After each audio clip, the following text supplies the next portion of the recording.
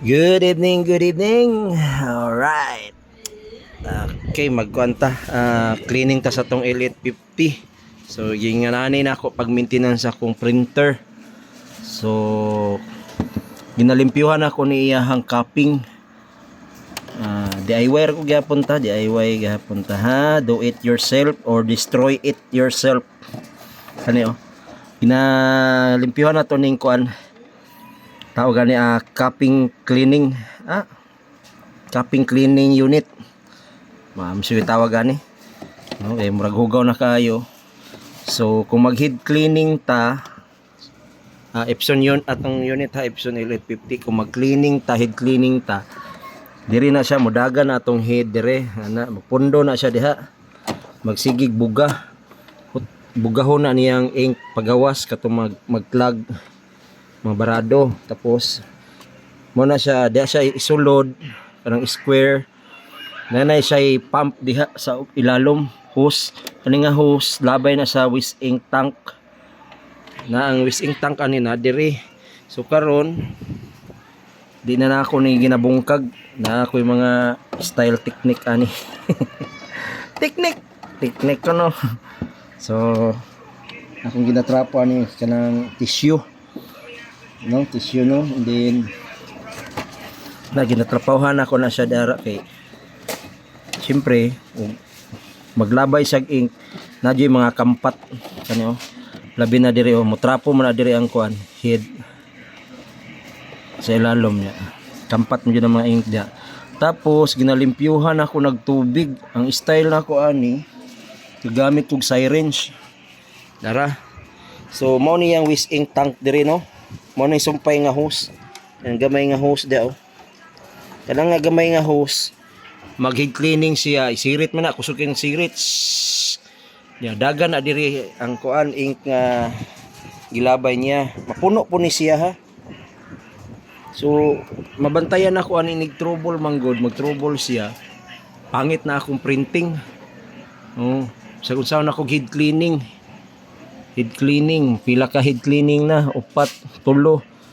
Nya, bisan pag night time nga, bisan pag i-power ink flash na to siya, kana kay sobra pa na sa head cleaning na, times 4 na, unsa, pila ka times na siya nga, pag head cleaning, power ink flash, maura gyapon. So, akong style ani is, permero, tanggalon ako na diri, and then isuksok na ko ning syringe tumoy, di sa hose niya. Birahon ako ni pump, birahon ako suyupon, masuyop po to niyang sobra nga gikan dito sa linya, dili gikan sa tangke ha, kay dire to sa linya nagkuan.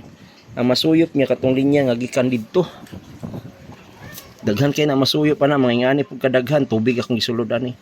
Kuman masuyop nimo permiro, sigunduhan na pud nimo, iabot to nimo nya. Ang style na ko ani paglimpyo sa iyang linya, tubig lang ani. So ingani on no, ako sa isaksak niya kay wa may mo video para man ni kanang destroy it yourself para man ni. Okay, sa iposa na to ha kay. So ingana nang style niya gisaksak na ako. So naana siya tubig sulo di ba, ako ning iduot, makita na to diri ang tubig nga mulugsot po na siya ana ha. Kung iduot ha, giduot na nako ang syringe at ha, kay muawas mo go dinahinayon lang dyan na ninyo ay kaibigla. Nagbabol sa siya okay. Gawas na siyang tubig ana lang inyong pagkuhan niya. So yun po nimo nagbalik, birahon na po nimo ni Kurt. Kero makita nila Kurt, Kurt. Ana tawa pati nung ang video diri birahon ninyo na adol. Pagbira ninyo ana gawa sa itong mga itom na ink iyahang kuan, ibton na po na ninyo yun ang ibton.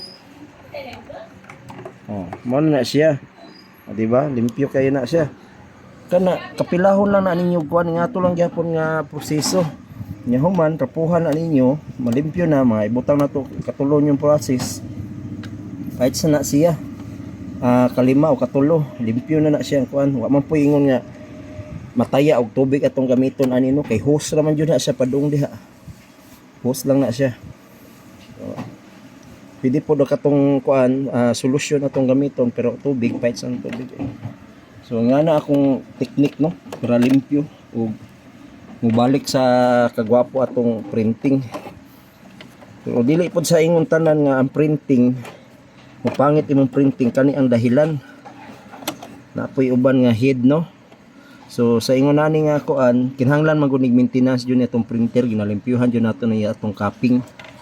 So nga na lang kung technique nga dili na ko magbungkag. Dilimpyuhan nato ni diri ihang kuan encoder strip tapuhan nato na gamay kuan sensor man na connection din kani tapuhan nato na yang kuan pad diri. Ana lang. So L850 Epson. Kung namoy nasabtan, hala. Buhata.